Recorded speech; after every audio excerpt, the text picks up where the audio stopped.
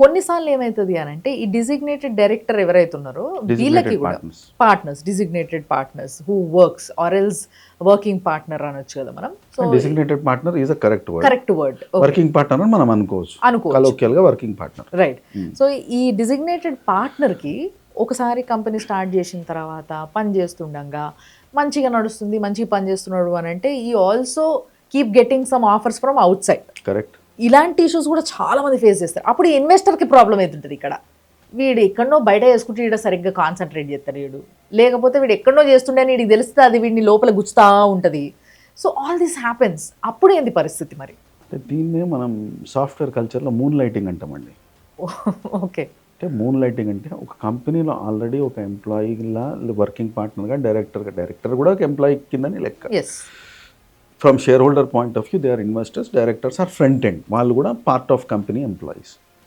ఇక్కడ పనిచేస్తూ ఇంకో చోట పనిచేస్తా ఇంకో చోట పనిచేసిన దాన్ని మూన్ లైటింగ్ అనొచ్చు, ఇదన్నా మూన్ లైటింగ్ అనొచ్చు.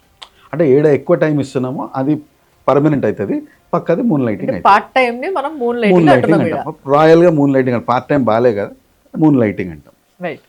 ఇన్వెస్టర్ ప్రొటెక్షన్ అనేది చేయలేడు. మనం కంపెనీలో ఇన్వెస్ట్ చేసినాం కానీ మనిషిని కొనుక్కోలేదు. రైట్. బేసిక్ పాయింట్ ఏం చెప్దాం అనుకుంటే ఇక్కడ ఎథిక్స్ వర్కౌట్ అవుతుంది. First and foremost is open discussion. మీరు ఎట్లా చెప్తారు?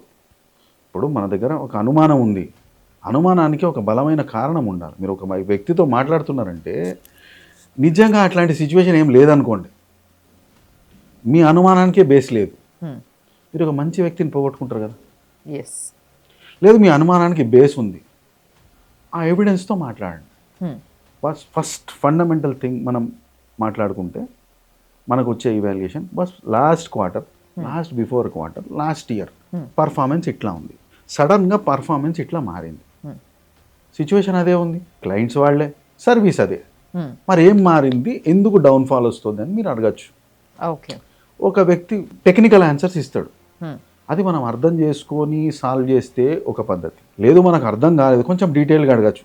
ఇప్పుడు సింపుల్గా మీరు పైసలు పెట్టినరు, వాళ్ళు పనిచేస్తున్నారు, ఈగోకి పోకుండా ప్రశాంతమైన వాతావరణంలో కూర్చొని ఓపెన్గా డిస్కస్ చేస్తే మనుషులు బయటకు వస్తారు. కాదండి అప్పుడు ఆ సాఫ్ట్వేర్ ఉండే, ఇప్పుడు ఆ సాఫ్ట్వేర్ మారింది, ఈ కొత్త సాఫ్ట్వేర్ అర్థం చేసుకోవడానికి మేము కష్టపడుతున్నాము, అందుకు మనకు ఆ టైం లైన్ డిఫరెన్స్ వచ్చింది.